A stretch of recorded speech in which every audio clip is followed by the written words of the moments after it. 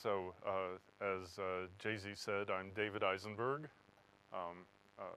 My career is not quite as strange as it might appear to be on paper. I got a PhD in biology from Caltech, where I studied the species-specific sounds of a two-legged, relatively hairless mammal. Then as a result of that expertise, I wound up going to work for a company that made a business out of transmitting those same species-specific sounds of that same two-legged hairless mammal. And so when I joined the telephone company and started doing speech research, it wasn't near as much fun as some other things. For example, I really had a good time going to the business people and saying, so what are your big problems? I mean the really big ones. And then going to the researchers and going, what are the big breakthroughs? I mean the really big ones. And then going back to the business people and saying, boy, you wouldn't believe the cool things they're doing over in research. And then going back to the research people and saying, boy, you wouldn't believe the problems those guys have in business. And that wound up being a pretty productive thing to do, actually, and it led to a couple of patents. And as I did it, I got more and more interested in just how a telephone company runs. Yeah. Well, yeah, actually the thing that I'm most proud of, my name wasn't on the patent, but that's okay. But it's pretty easy to explain. AT&T was interested in doing services in the middle of the network that were triggered from a touch tone sequence. So if you're in the middle of the network and you push star 73 or star 26, stuff would happen. You know, the telephone company would bring you services. But there was a big problem, and that is that the touch tone detectors at the time were not completely reliable. Occasionally, the human voice would have just the right frequency characteristics, so the touch tone detectors of that time thought there was a touch tone. And I went to the speech recognition people and I said, this has to be an easy problem to solve. Over in business, they were going, let's see, and if we do 3 touch tones in a row before the network responds, then we'll only send about 1,000 people a day into Never Never Land where they didn't want to go. Let's see, do we want to make 1,000 people a day mad at us? No. Okay, so then we need 4 touch tones, maybe 5 touch tones before the network even begins to respond. I said, this is not the right solution. So I went to the speech recognition guys. They got together with the people on the business side of the house, and we hit it out of the park. I'm sorry, that's a baseball metaphor. What's the right cricket metaphor, or whatever? They put it right over the goalie's head into the net. What? Knocked it for 6, okay.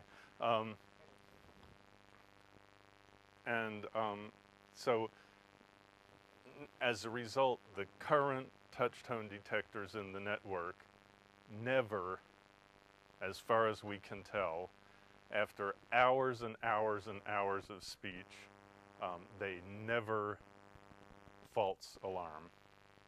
And so I'm pretty proud of that. But all I did was call a meeting where my boss went, those guys, vice presidents, don't even talk to each other. They only meet in the chairman's office. And I went, well, I don't know, it seemed like a good idea. So anyway, that's enough background. So let's see, I don't. So I promise you that I will not answer this question, but I'll at least we can talk about why it's an interesting question. Here's why. Telephone companies own the infrastructure over which the internet works. But as the infrastructure gets better and better, as the internet becomes more and more capable, it hastens the demise of the telephone companies, takes away their revenue, and not just the telephone companies, a whole lot of sectors of what we now think of as information-based industries. So the background is that we have this network that doesn't have a business model, doesn't really have any governance. Little pieces of it are governed, doesn't have network management, doesn't have centralized planning. We don't even know what's in it or who owns it or where it all is. It doesn't have any quality of service to speak of. It doesn't have any application-specific enhancements. It just kind of grows organically. But, and here I hope you don't mind if I've quoted an English poet. I guess he's Welsh, isn't he? A poet from the UK, a bard, not the bard. But we can see that since from January 1990, for about 10 years here, the aggregate data shows that more or less we're losing about an order of magnitude fewer packets every 5 years. It just about tracks Moore's law. These guys are physicists. Somehow, you know, there were physicists invented the web, and these physicists are doing the best work on actual performance of the actual internet.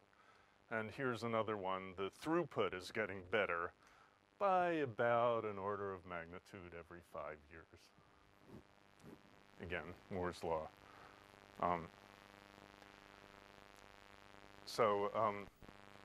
There's the old telephone company model with the telephone company in the middle, guarding our connection, ensuring network integrity. Still quoting the bard. But despite the fact there's no business model, no planning, nobody in charge, we've got 1 billion internet users and we're going for the 2nd billion.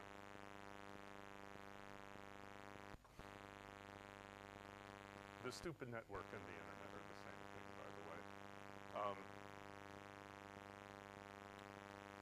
Moore's law and Gilder's law, that is, transmission capability is growing somewhere faster. Somebody said, that slope isn't steep enough. Well, this is really a cartoon. It's not the real, I mean, it's approximately the real thing, but there isn't an E, but I couldn't draw a curve with the software I had. You have these trajectories that are, for all intents and purposes, vertical trajectories of technology improvement over an investment horizon of, for the purposes of this graph, I'll say 5 years, but it could be 10 years or 20 years. And I think they've taken all the 30-year depreciated equipment out of the network. But let's just say that in 5 years, the network depreciates to 0, and the bean counters in the chief financial officer's area, they say, well, time to replace the network. So that's like saying at year 0, you have a bicycle. Year 5, you have a rocket ship. So the kid with the bicycle goes, well, yeah, but I can't deliver my newspaper on a rocket ship. And the accountant says, well, it's better, faster, cheaper, and now you're replacing your bicycle with the rocket ship. So unfortunately, or fortunately, unfortunately for the telephone companies, the business model is changing dramatically. It's no longer a bicycles and newspapers business, it's a rocket ships and something else business. Meanwhile, back at the ranch, engineering effort is more or less a constant. One person does 1 year's worth of work every year. Sure, the tools get a little better, so I tried to put a little positive slope on that line, but basically this tells you that if you're building a network, you build it following these trajectories, not something that will require increasing amounts of engineering effort over time. So you build the network stupid. Now, so a stupid network is simply, or can be conceptualized as, a cloud which has simple connections at the edges, but no services. The services are created by network-enabled products designed for any network application that can be imagined, and you just bring them home, plug them in, and they work. The internet, not the telephone company. Telephone company did voice. So the stupid network is actually it's my restatement in 1997 of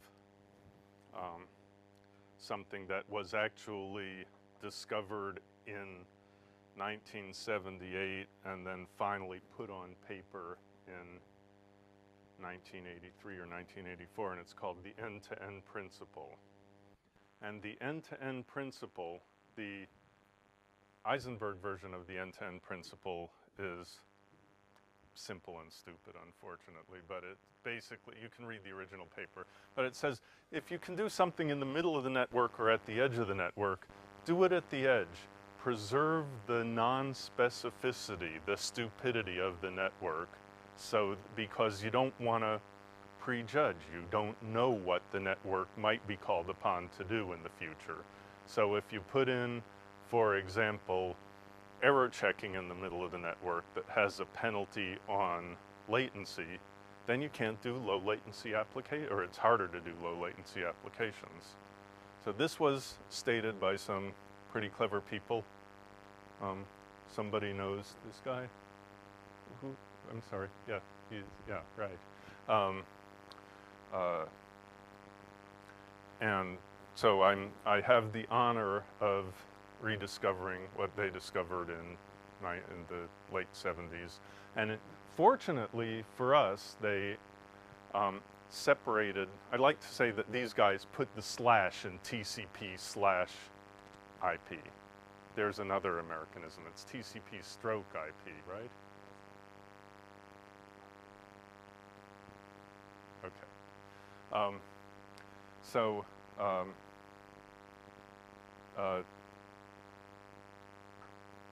Because there's a separation between TCP and IP, you can now put other kinds of, well, TCP, the protocol itself, the way it works, and again, Isenberg's stupid simplification, that if I send Jay-Z a packet, nothing happens to that packet until it gets to Jay-Z's machine, and Jay-Z's machine looks at it, looks at the checksum, makes sure the packet arrived in order, and if it didn't, or if it arrived munged up, his machine asks my machine for retransmission, and I send it again. That's how TCP works, okay? It's an end-to-end protocol. Nothing happens in the middle. As a result, I can send him a voice packet, which he can go, well, gee, most of the data's here, it arrived kind of munged up, but I don't have to look at it carefully and I don't have to ask for retransmission. So we can do internet telephony, or we can play games, or we can do other sorts of real-timey stuff. And so keeping what you might think today belongs in the middle of the network, keeping it out of there preserves your option value for tomorrow. And that's what those guys discovered. And that's why, one of the reasons why the internet right now seems to be infinitely expansible. As a result of that application agnosticism, or stupidity,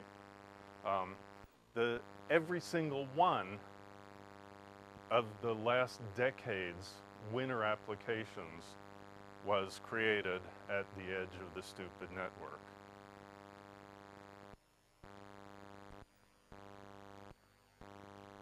For people out in webcast land, they include email, e-commerce, web browsing, audio on demand, instant messaging, blogging, internet telephony, etc.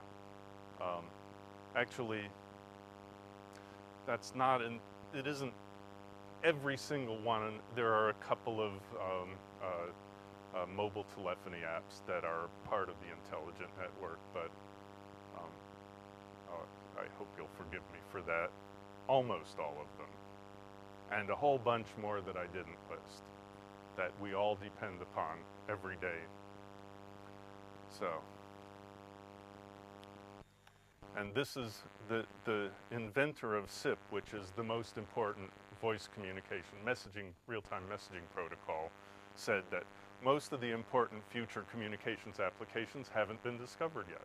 I don't know whether I believe that, but I believe this fellow's a smart guy, and maybe there's only one more to be discovered, or 4 or 5 more. I happen to think there's a lot more than that, because a salesman in your office is more likely to sell you something than a salesman on the other end of an internet connection.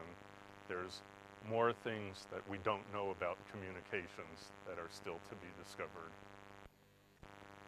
So, a corollary of the end-to-end principle is don't crap up the middle of the network with security and content awareness and anti-malwareware and quality of service mechanisms and other assumption-driven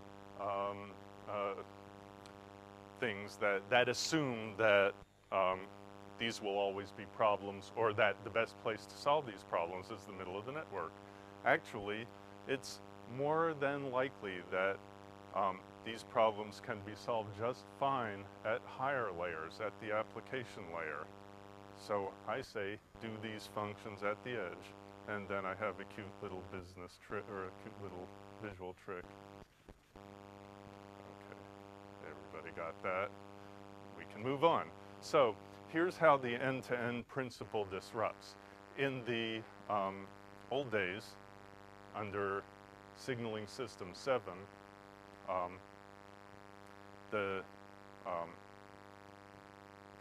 as a call was being set up, it touched every node in every network. So if you assume this is the local exchange carrier over here, and this is a long distance provider, and this is local exchange carrier for the terminating call, the call setup proceeded boom, boom, boom, and every owner of the network had the opportunity to add cool features that were network specific.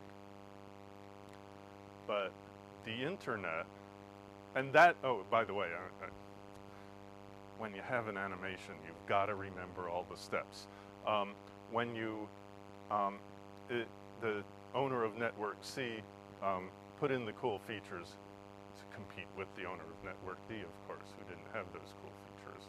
But the internetworking protocol gains strength because it creates a network of networks. That is, its job is to ignore everything that's specific to a single network and to only do what's common to all networks. So the one thing that's common to all of these networks is to just send the data stupid. So cool features that the owner of network C put in because he or she wanted to be better, it wanted to be better than network D. all of a sudden in an internet world become irrelevant. So, for example, how many do dial-up internet anymore? Nobody, huh? Used to be, way back in the day,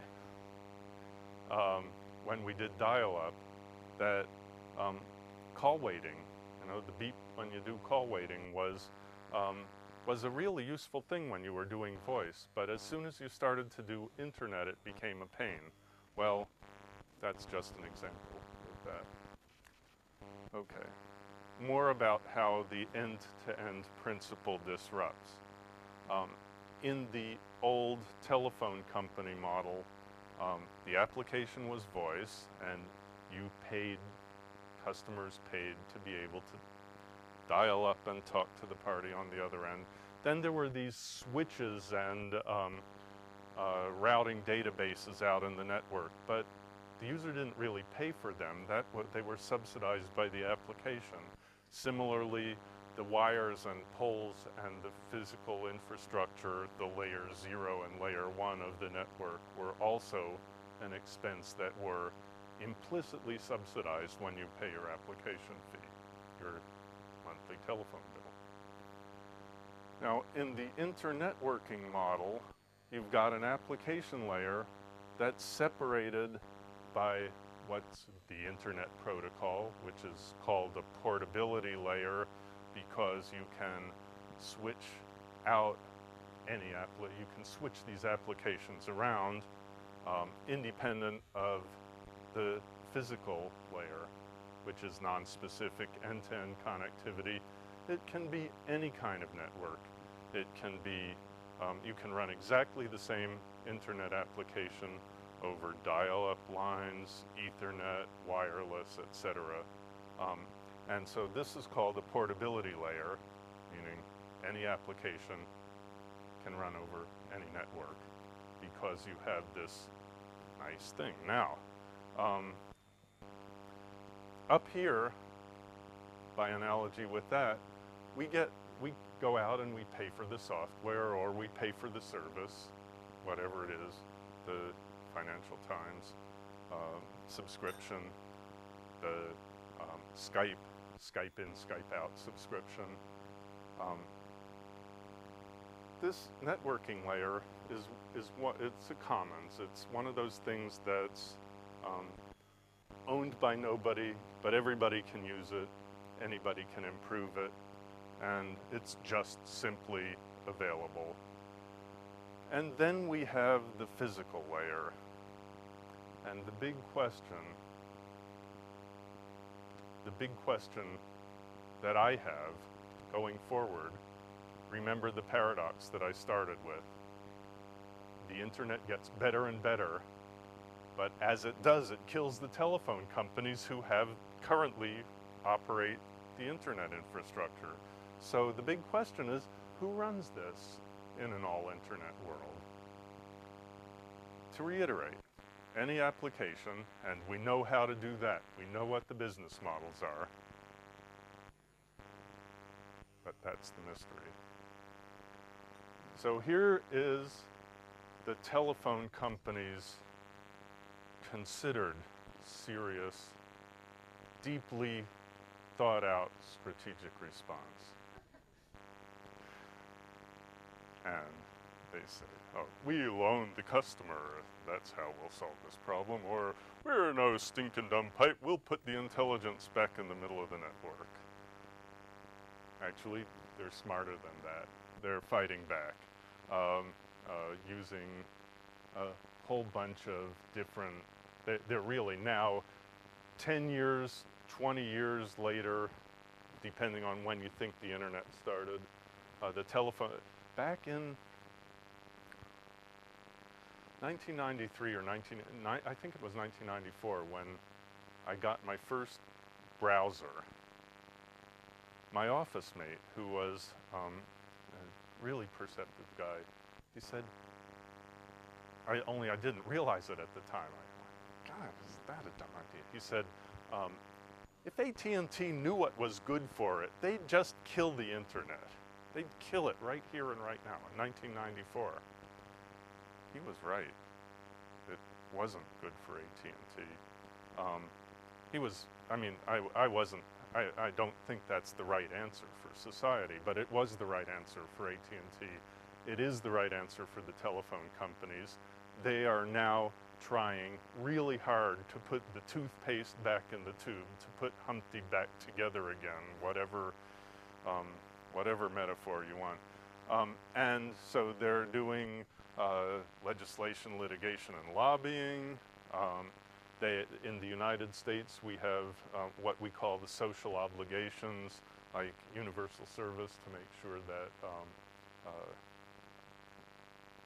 the poor and people in rural areas get telephone service. CALEA, which is how we say wiretapping in the United States. 911, I think it's 111 service to call an ambulance here. 999, okay. Boy, now I know in case I have to call an ambulance. Now that's important.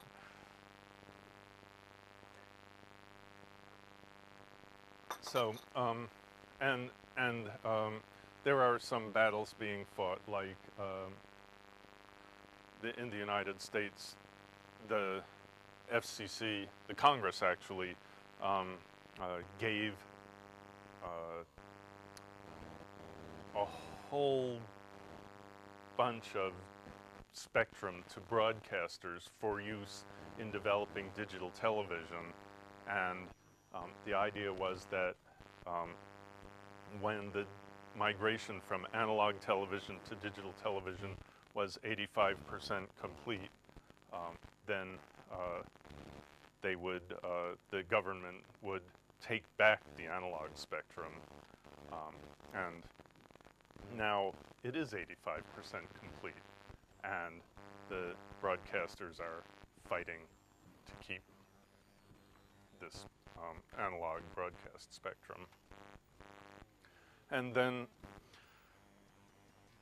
remember I drew the vertical business model stack. If you can't, okay, here's another interesting paradox or set of conflicting ideas. If you charge, say, a penny per unit bandwidth of television, television is thousands of times more data intensive than voice. So if you charge a reasonable price for television, you have to have voice be free. And then, of course, instant messaging has to, uses, 100 or several hundred times fewer bits than voice. So instant messaging, it just disappears, and you can't either, you have to charge, if you have a non-specific network that'll carry any application, and you're charging for bandwidth based on television type usage, then all that other stuff that used to generate lots of revenue for the telephone companies has to be free. Or you can say, well, we'll charge for bandwidth as if people were always making voice calls, and then, of course, TV would be way too expensive to watch.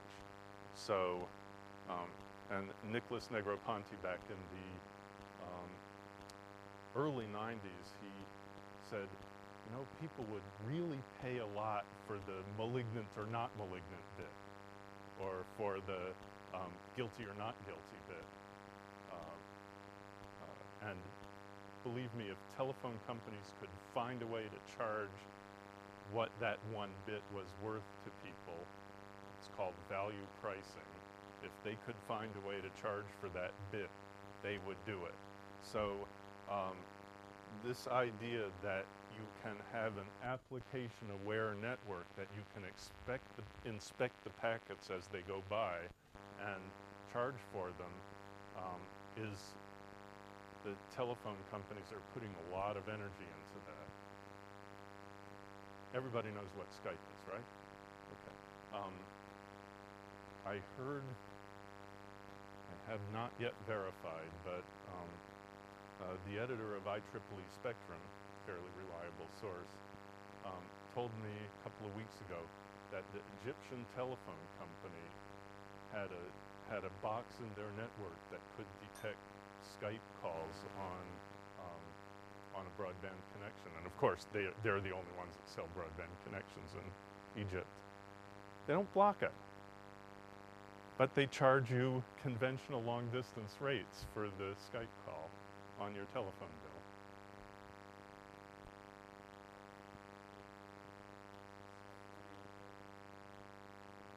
It's banned? Uh-huh. And how do they ban it? Do they just, is it just thou shalt not, or do they actually monitor? Uh-huh. And of course, nobody ever does, right? Okay.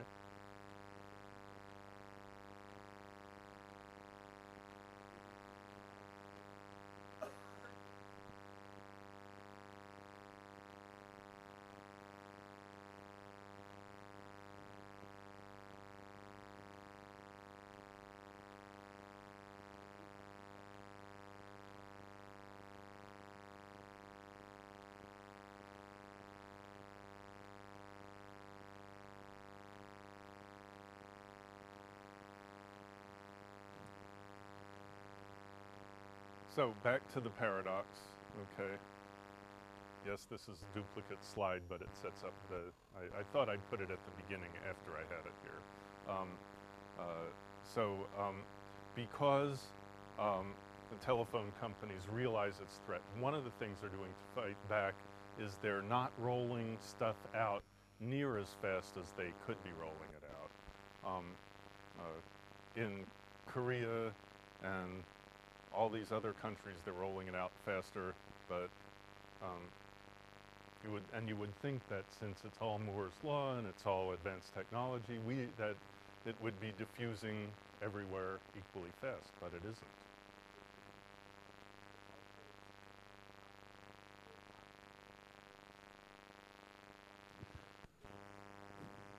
Okay, I can tell you the ones that I know. In Korea, it was a government mandate. Asia was in huge recession in the early 90s. Korea said, we're going to climb out of it by doing information technology. They said to the telcos, thou shalt, and they did. And it was a hugely successful program. In Hong Kong, it's quite the opposite. Hong Kong is just totally freewheeling commercial society, and there are no one telephone company has any power, and any entrepreneur can roll out, if they can get the capital together, they can roll out the wire. There's no regulatory barriers whatsoever. In the Netherlands, it was a national effort, and Amsterdam and this was before Amsterdam announced. Amsterdam had this huge fiber everywhere push. In Denmark, I believe it's the same. In Canada, they have liberal right-of-way rules. Basically, anyone can attach any organization. The Garden Club, the Baptist Church, can attach their own fiber to a telephone pole or use a conduit in the city. In Switzerland, I believe it's a government mandate. In Taiwan, I don't know.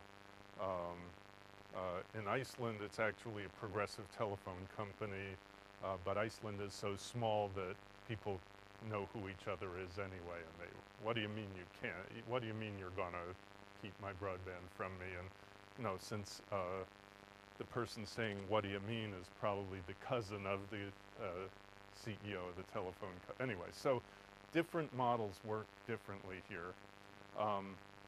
And it's not that the US and the UK are way, way far behind, but in the US, in fact, broadband rollout the growth is slowing. So you will now see in the next year, it'll be 22, 26, somewhere well down there.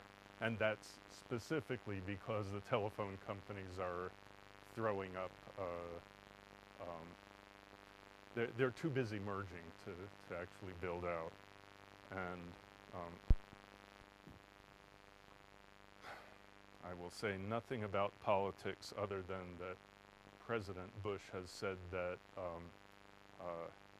it is his highest priority, or it's a very high priority, to have affordable broadband to everyone by 2007, and after that there will be competition.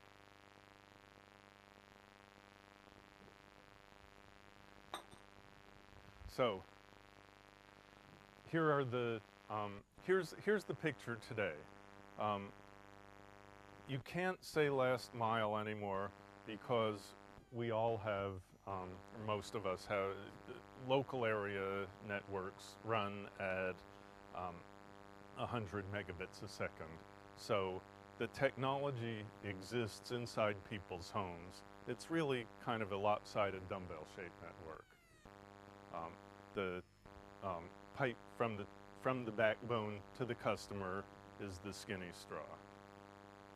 And there are 4 scenarios that I'm going to explain briefly, then we can stop and talk about it, or whatever else you want to talk about. 4 scenarios are competition, telcotopia, rethinking natural monopoly, or sometimes I call this re-regulation, and customertopia, or customer-owned networks. So this scenario number 1 is that there are lots of little pipes to the customer, and we've tried that now for about a decade, and it's very clear that there are multiple players and everybody loses under that scenario.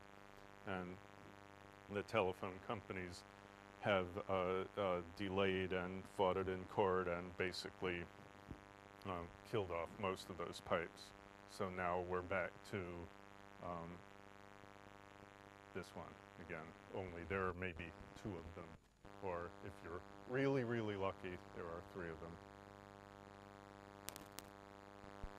So second scenario is the official future, which is we're the telephone company, relax, everything's okay, we're in charge here, we're bringing you the future. So they make the pipe just a little bit bigger. This can be Verizon, one of the telephone companies in the US, has Fios service, which is fiber optic, and I now have it. It's pretty good. Well, that's another talk. And then, of course, the mobile sector says, relax, we'll bring you the future. And, well, the pipe is a little bit fatter, but still nowhere near as fat as it could be. We can buy one of these for $100 or 50, sorry, Americanism again, about 50 pounds. So the telephone companies, as a result of, wait a minute, trust me, we're the phone company, they'll bring a little bit of improvement, but they're going to cripple technology and cripple competition along the way. They've already more or less succeeded. Then scenario number 3 is one that I happen to like. I remind you that just because you're big doesn't mean you have to be evil. In the United States, there was a large monopoly called the Bell system that made the best telephony anywhere in the world for 50 or 60 years. Arguably, whether it was the best or just very good, it was very good as long as things stayed stable. Now, what does the new natural monopoly look like? That's an interesting question. I think it has to do with maybe it's just access to conduits and other rights of way and antenna sites. Maybe it has to do with re-regulating spectrum so that new entrants with novel technologies can get in. Maybe it has to do with the government entity or a government sanctioned entity that is guaranteed a certain rate of return on their expenditure to put fiber everywhere and then not even light it and but make it available to a vast array of competitors who want to light the fiber and provide all kinds of innovative services. So this pipe, I think, could be significantly fatter if there was a wisely run, well-regulated, non-evil monopoly that got it and was chartered to do that for the good of society more than for their own competitive business interest. And then scenario number 4, I call it customertopia or customer-owned networks. And what this is, all of a sudden the access to the internet backbone almost, that disappears as a business. Here's how it works. I go down to Radios R Us. I buy a little radio that is my access point, my connection to the internet, but it also relays packets that aren't for me. So suppose Jay-Z bought another one. Now I can send my packets back and forth to Jay-Z, and then at some point, it's hard to imagine how you get there from here. At some point, a node pops up that that advertises, I'll get you out to the internet, or maybe 3 or 4 nodes do. But then Jing Jing gets a radio too, and Betsy gets a radio too. And so now I want to send packets, but Betsy's busy, so I send the packets to Jing Jing, and they're not for her, but they're really going to Jay-Z. And the more people that buy these little packet relay radios and get on the internet, the more capacity there is on the whole internet. It's sort of like a Moore's law for radios. And then, because you can push the transistors, the units, closer together, and it actually runs better.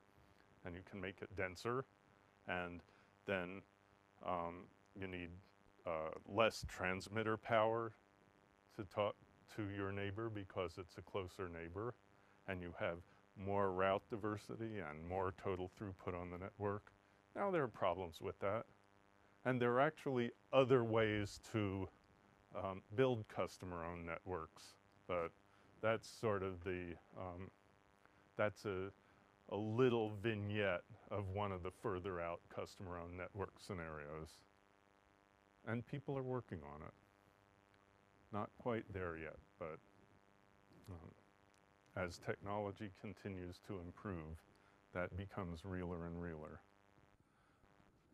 Now, there's a surprise 5th scenario that I wasn't even really aware of until about 6 months ago when Google started making noise. So I call this the Google scenario, but it doesn't have to be. But basically, there's the old telephone company value stack, and we know how to get fees from applications, and we know that if we can subsidize the network layer and the physical layer with the fees from those applications, then it might make sense to provide the application and then run these just as engines for supporting my application. So even if the network layer is separated from these other 2 layers, it might make sense for a company that depends on an application, say, selling personalized advertising, to subsidize these other layers in order to inform their personalized advertising business. As long as they didn't kill the goose that laid the golden egg by imposing application specificity or other other limits or other assumption-driven limits on those other layers, maybe they could get away with it.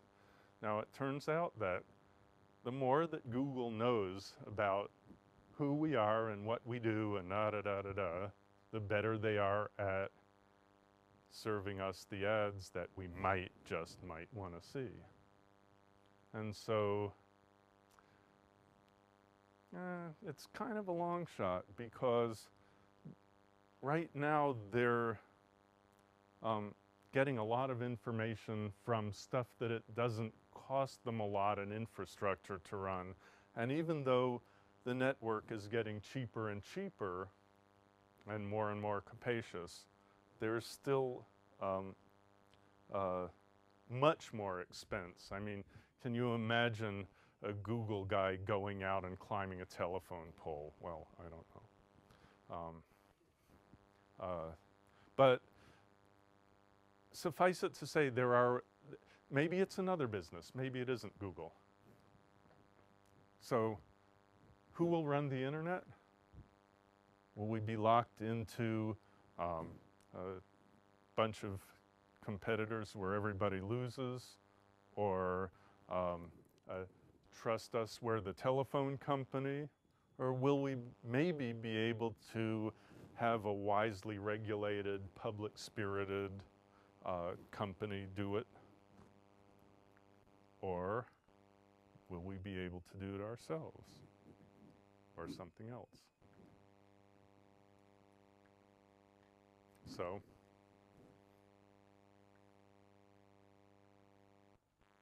thank you.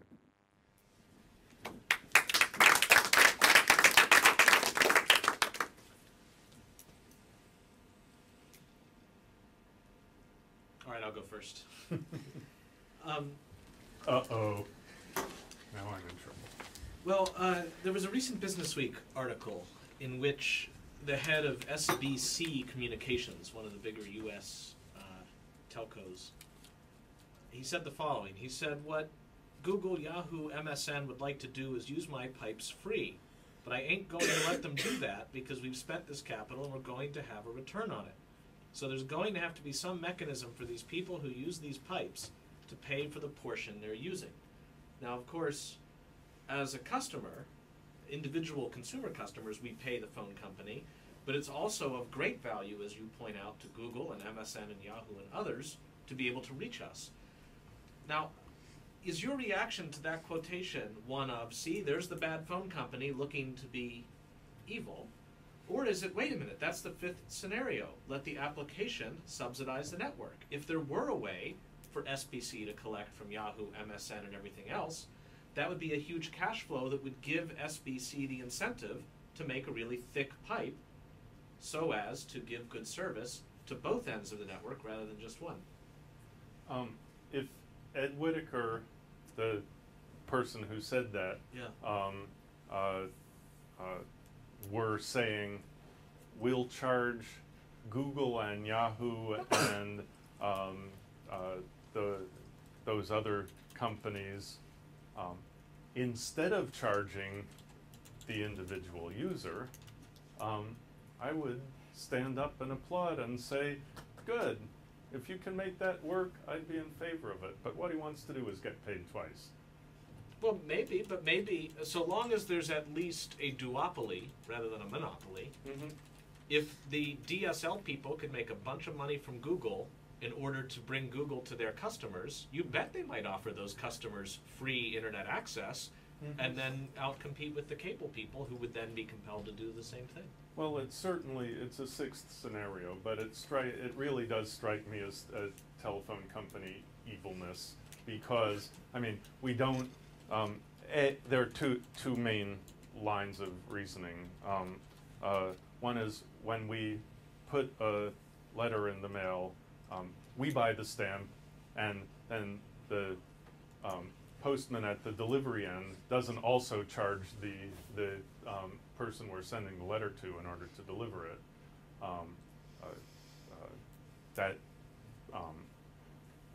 It's shown that one end of payment is effective.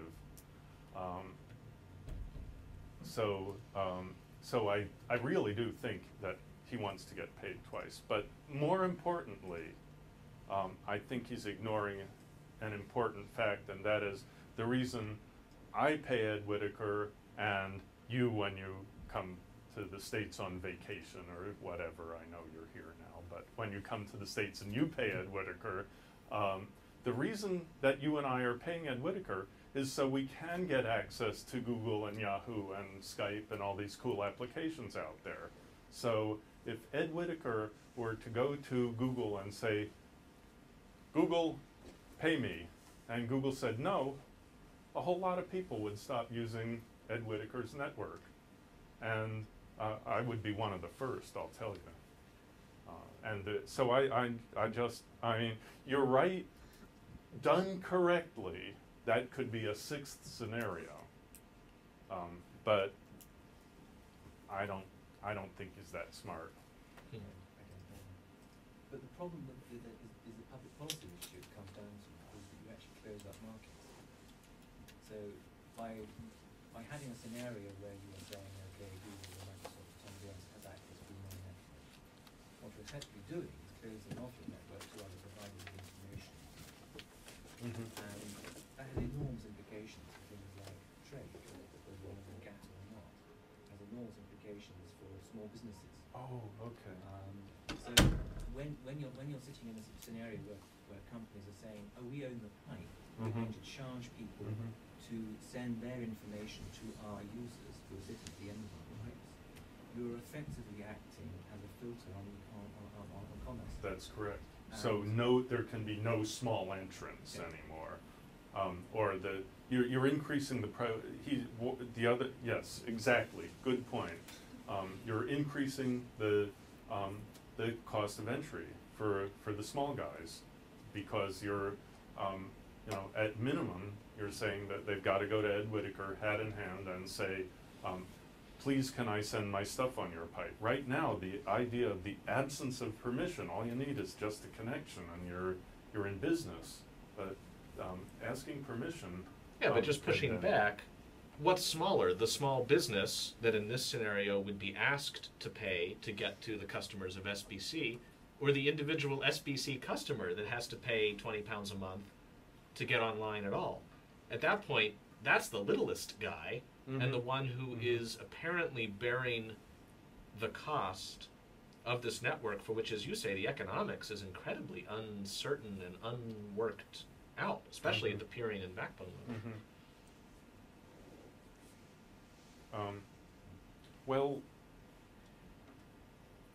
I'll retreat with that pushback. Well, I mean, I'm just far enough to say that that I already said it was possibly a sixth scenario if it was done correctly. I mean, it's reminiscent of the free PC movement, which was a .com kind of thing, where you'd get a free PC, and in exchange you'd have to suffer client software on your free PC that showed you ads, or that otherwise somehow made it not so free, and made it worth it for the company to give it to you. Sure. And I guess there was ambivalence among net freedom people about that. And that ambivalence might be carried over into a free net model for which we try to reverse the flow. But even the Postal Service, we have business reply mail, or another special envelope where you don't pay for the stamp. The big company to whom you are mailing your check pays for the stamp. That's true. I'm curious about the natural monopoly model, seeing as it's one that you said you personally lean towards. So well, I lean towards the bottom two, Okay. or actually any of those last three if they're done right. But natural monopoly model, yes. Could you sell it to me? Tell me why it would be so good. Usually, we're taught to sort of be very wary of not only retaining natural monopolies, but certainly reintroducing them. So tell me why, if we have a competitive market, we should reintroduce a natural monopoly. Well, I can give you an example of one that works. In Stockholm, a city chartered company named Stokab was chartered to put dark fiber in under the streets and serve the whole city. And I forget what year they started, about 94 or so, and they had access to the city's steam tunnels, and it was easy to pull a permit when they wanted to dig and so on. And they did build out to the whole city in about 3 years, and by year 5 they were profitable. And they did a couple of things right. The one is that they used a cost plus rather than a current service minus pricing model. And the other one was that they pledged to their customers that they wouldn't climb the value chain themselves. So they offered dark fiber, and they would splice the fiber in whatever pattern their customers wanted. So they have about, at the last time I looked into it, which was about 3 years ago, they had 50 or 60 carriers, including internet carriers, telephone, conventional telephone and mobile carriers, and about 40 banks, and other private businesses, and then their own city network. And they're making money. So it's a roads and sewers kind of model, that natural monopoly model that I'm talking about. It's a model where this is infrastructure. It's good for society. It's good for our city. It helps expand the tax base. It's like clean water. No city would come there without clean water, or in this case, hot and cold running megabits. And so that's my idea. I don't know if I've sold it to you. Again, it has to be done right. I guess my skepticism personally only comes from sort of wondering about the weight of regulatory oversight that might be needed in order to ensure that your big natural monopoly isn't, to use your word, an evil big company. Mm-hmm. So, I mean, again, I don't think you said anything about that in the Swedish example, whether they have needed a heavy degree of oversight, or whether actually they've operated with a very light touch. No, it's been a relatively light touch, and actually, I think Amsterdam is using a very similar model. From what I've read about it in the press, it sounds very similar. I haven't talked to any insiders yet, but well, that's the idea, and it has shown there are existence proof that it can work.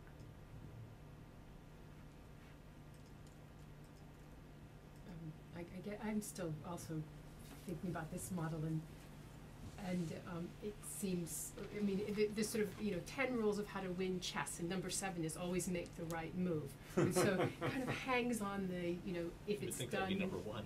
Yeah, it's a sneak in there, otherwise you wouldn't need the other 9, right? If you have this, I mean, I think the Bell system, as you said, worked really well. Mm-hmm. They had this wonderful Bell Labs, did all this blue sky research, did a brilliant place to work, a lot of brilliant ideas. It created a very good telephone network, maybe the best in the world, you said, but it was also expensive.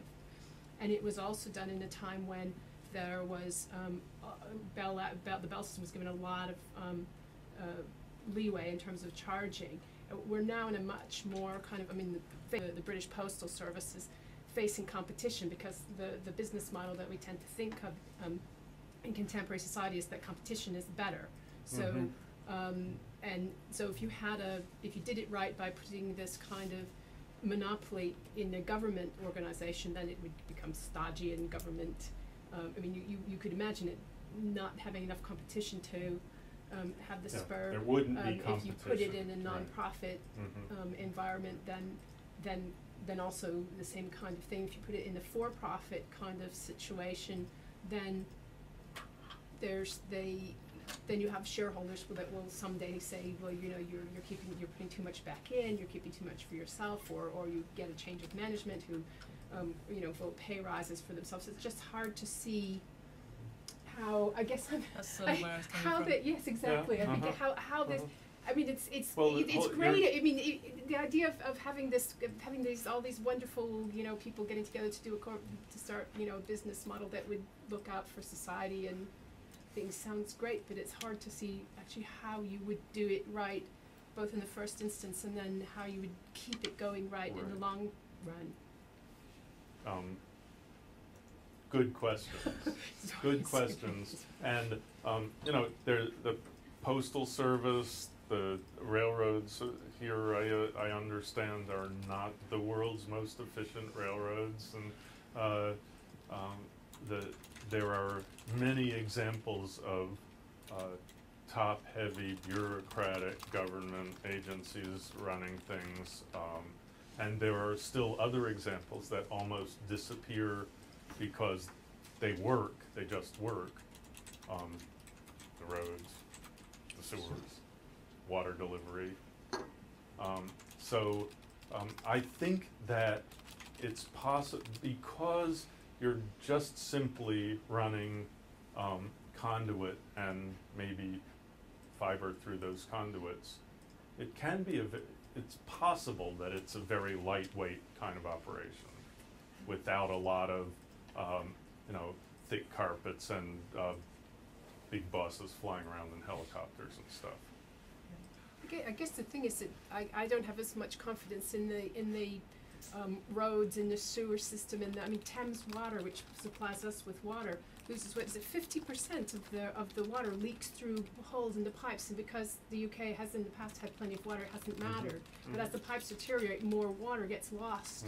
And in a place like Oakland, California, they have 24-hour constant, you know, people going around listening for leaks because the water is in short supply in the Bay Area in California. But as global warming apparently happens, or we have dry summers and things, Thames Water worries more about losing water. So we think it works fine because you turn on the taps and out comes plenty of water, at least in good pressure on the cold water. But maybe under the surface it's not working as efficiently as it might seem. I mean, it's disappeared because... So yeah, you're right, absolutely. Can I just add a comment to that? Please. It's a very valid point.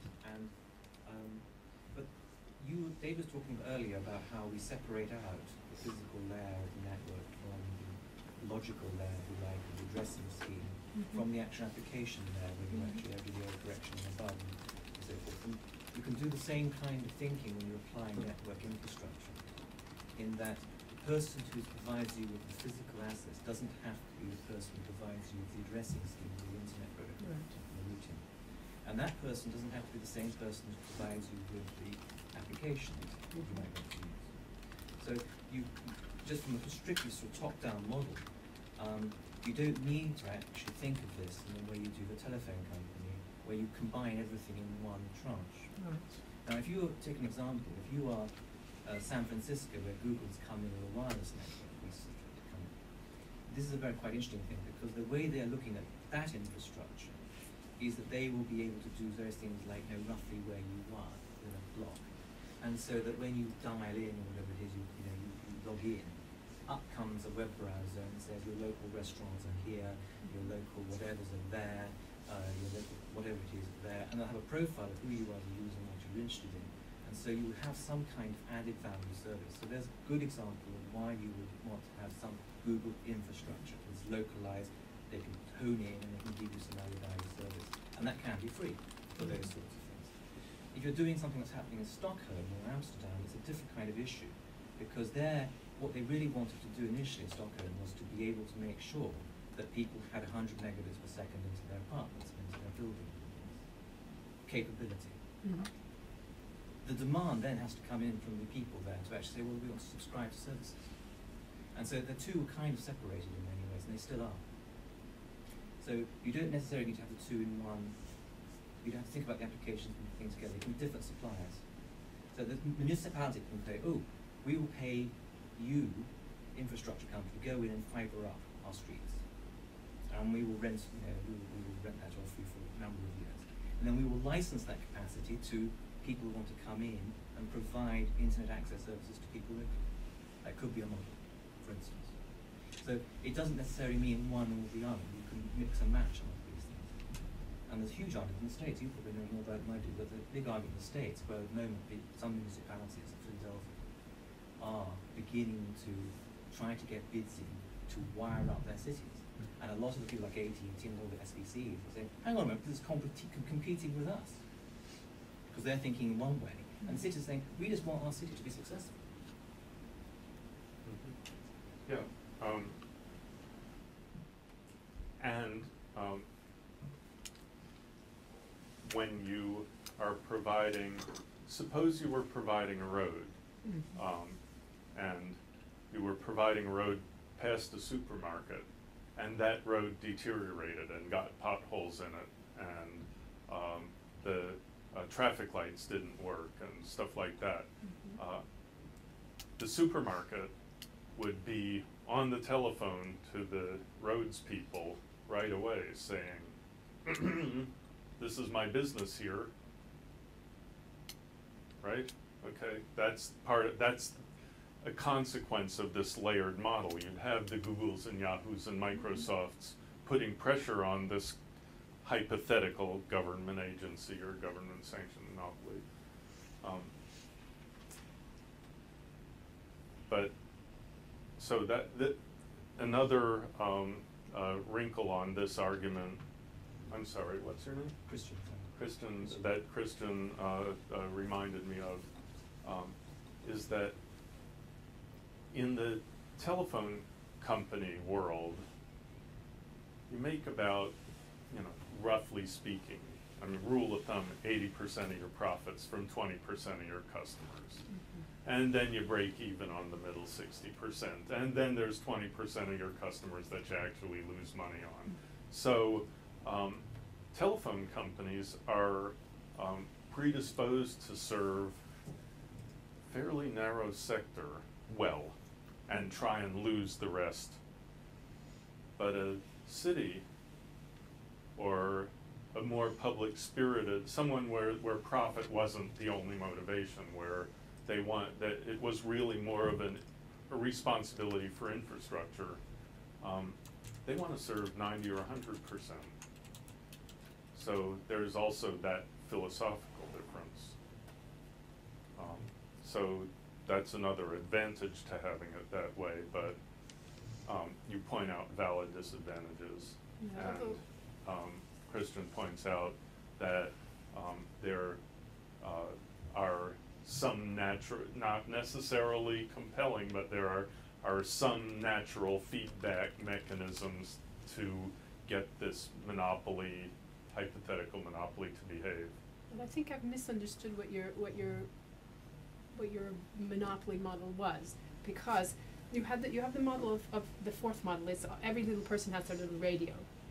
That's And one way of doing well, it, but whatever, in but Canada, the garden club or the school district can string fiber to the internet backbone on the telephone poles. But what you're talking about, there's another way of doing a customer-owned network. what you're talking about with this so-called monopoly model Yeah. is that instead of it's community, some kind of community-based organization is doing it. So there's going to be hundreds of thousands of community-based organizations across the U.S. and Europe and China and everywhere. Yeah, Potentially. And what I had thought you were saying is that some big company like AT&T or something would be doing this for instance, all of the U.S. So I thought you were talking about a much larger level of organization than you're talking about. You're really talking much more locally based kind of hooking up the trunk to the, but it varies by community to community.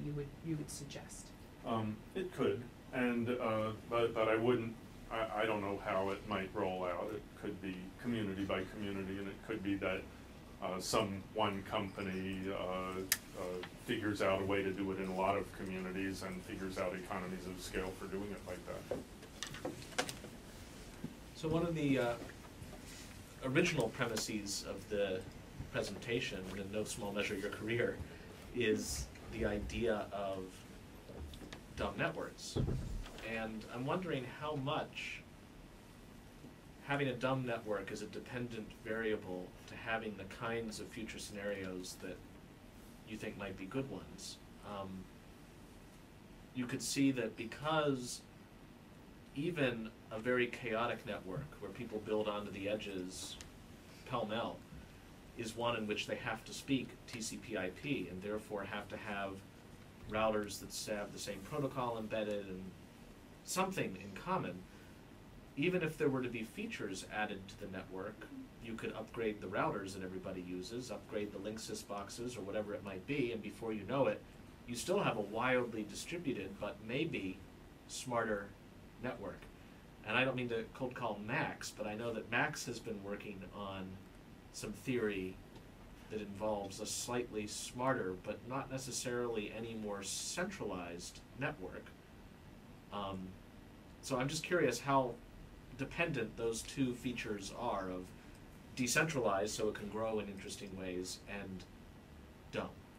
And I don't know if you want to answer it, Max, if you want to say anything, this is an invitation.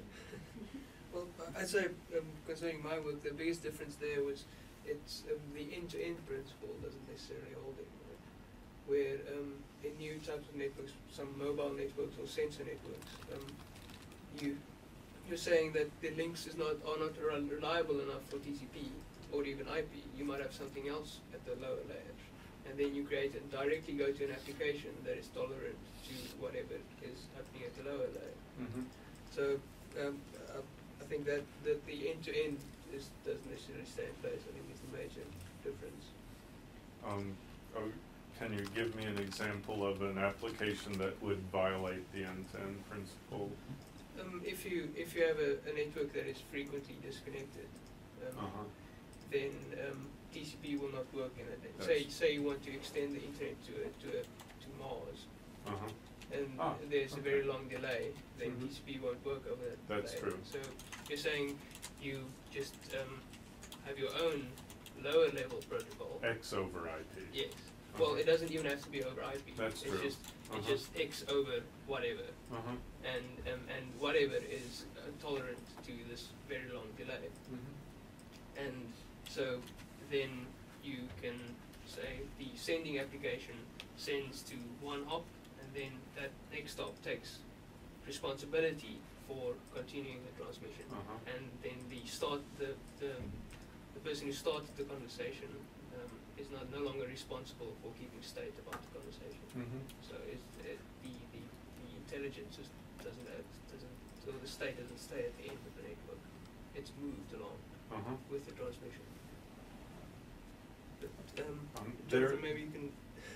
Oh, I think we've teed up a lot for I've got it. There are always going to be cases where the internet is too general and amorphous, and where you need to build in assumptions, different assumptions about the continuity of the connection or the reliability or something. Banks or other kinds of transaction networks don't run over the internet for the same reason. They're very special purpose, and in those cases they require their own network. So it's not, maybe it's almost any application over almost any network, as opposed to any application over any network. I can't imagine that, I can imagine that a network like what you described is useful for sensors and useful for perhaps interplanetary communication or other, what I would say, are corner cases. And maybe sensor networks are going to become big business, and they'll need their own network. Okay. So the internet wasn't infinitely extensible, but I think it still has a pretty good run ahead of it. And, excuse me, the other thing is that you can always gateway that information into the internet at an appropriate time. But you were going to say. Yeah, also on intelligent versus dumb networks, I think at the moment mobile networks, cell phone networks are still more intelligent than the fixed line counterparts. Right. And I'd I'd like to know where you see this going with the mobile networks also facing this situation where they're becoming a bit pipe, and they don't necessarily want that. And they are, it's very expensive still to use data over mobile networks, but especially if you're using the older systems that are based on packet switching. But 3G, for instance, is already completely based on switching packets, and it's becoming a lot easier to provide data. So which one of those models do you see mobile networks meeting? Well, I think that my personal opinion, and it's just an opinion, and I would be happy to see it either confirmed or disconfirmed by the data.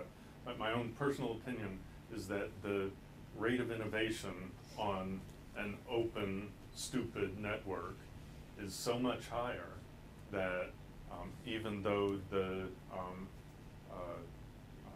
there may be some data applications and so on in 3G and in other data protocols over walled garden networks, over proprietary networks, I think those guys are likely to be blown out of the water by new surprising things that happen on open wireless networks.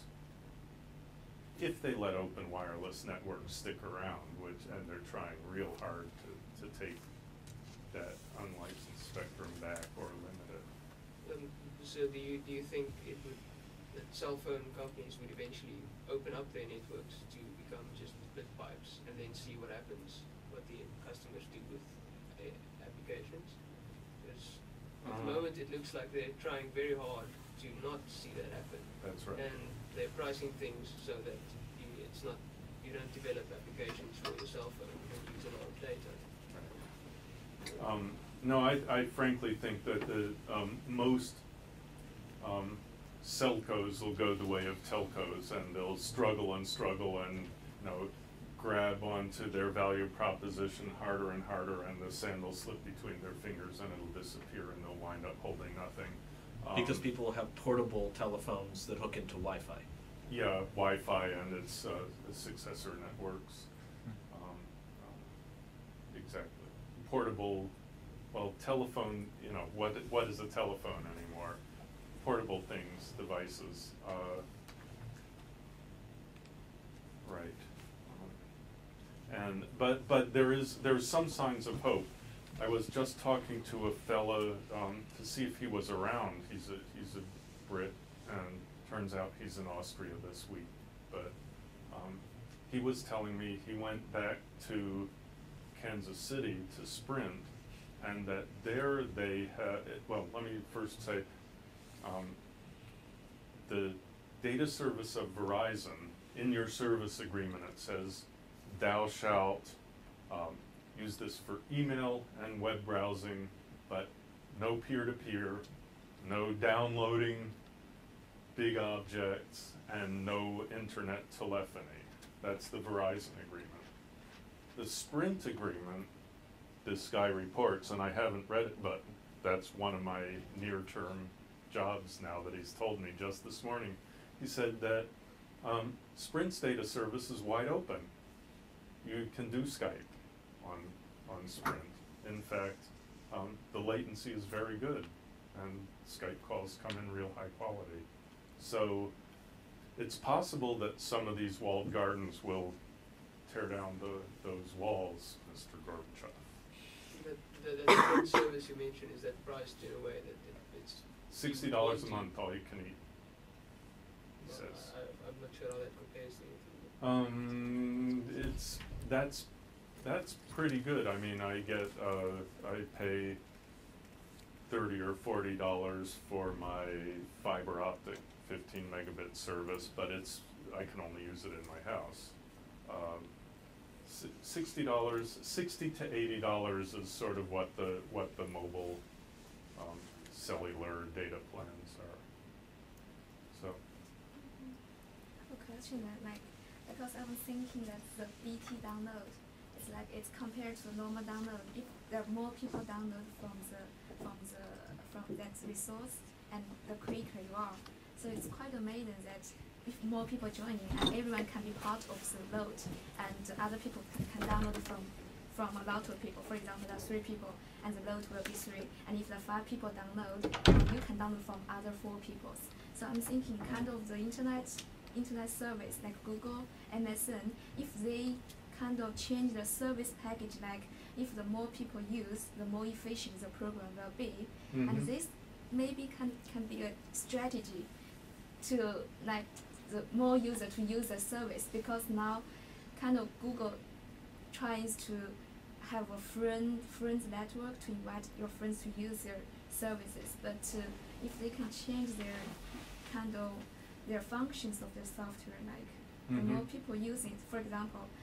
So it becomes like BitTorrent. Yeah, it's like now if you use their service, it's end-to-end. So I'm using it. It's on the internet, but I'm still kind of using like by my own. That's right. And I use it. It will not change any other's work, but it will change my work.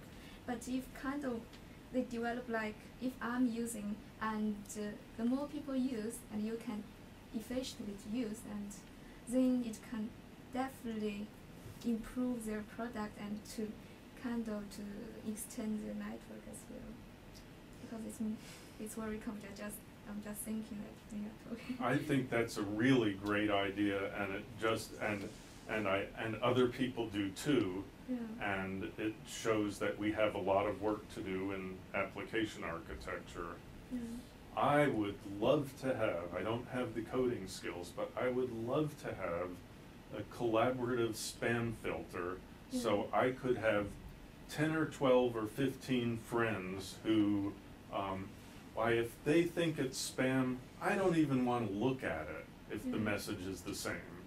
And so there's all kinds of things like that that you can do in small groups. Yeah. Application sharing, or not having to depend on the backbone for like the way BitTorrent works, and that, yeah, I like it. Last call. David. Everything really comes down to the regulatory environment, the battle environment, what's happening at the moment. And you were pointing out, I think, very interestingly, the way the telcos are fighting back using the regulatory environments and so forth to try to do these things.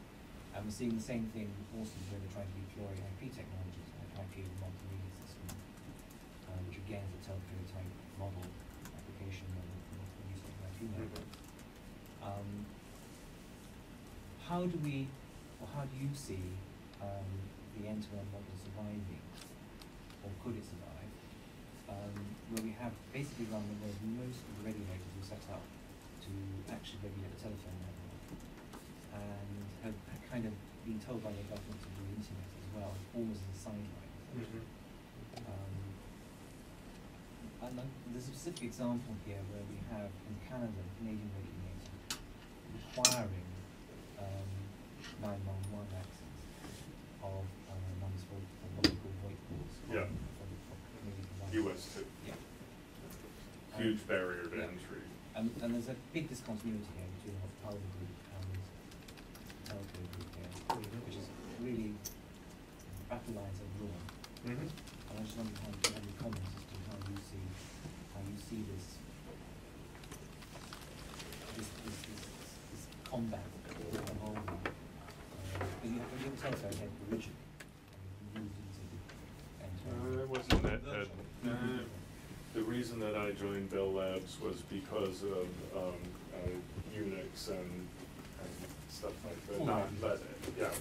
But I see your point. I don't understand the deep down networking as well as some people, but David Clark, who's one of the original end-to-end guys, has taken it on as a major life project to rethink the internet, including the end-to-end principle. And knowing what he knows now, 20 years later, would he, if he were tasked with designing a network. Would he design it differently? And for him, everything is on the table. There are no sacred cows. And so I'm going to just simply point to his work.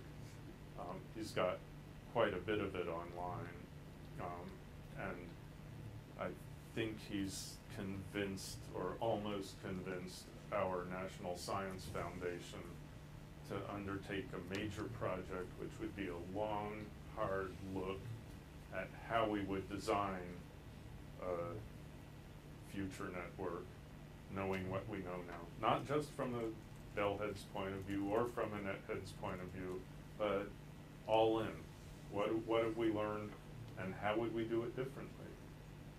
And I am kind of afraid that the answer would be that it won't be near so stupid, and I might have to actually do some work to try and understand this next network. And being a lazy guy, I'm really discouraged by that.